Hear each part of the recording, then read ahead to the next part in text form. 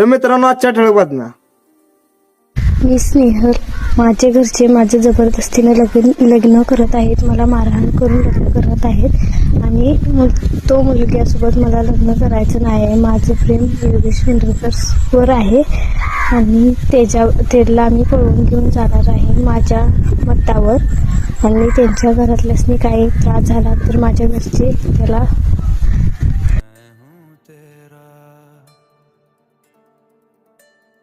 तू